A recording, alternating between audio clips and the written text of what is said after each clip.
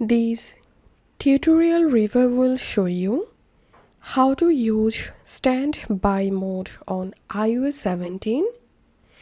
First of all, open your iPhone settings and scroll down. Tap on standby.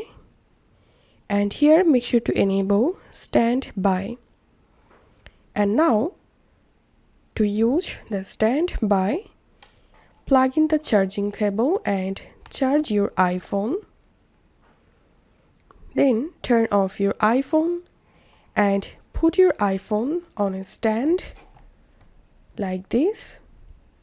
And as you can see, the standby mode successfully enabled.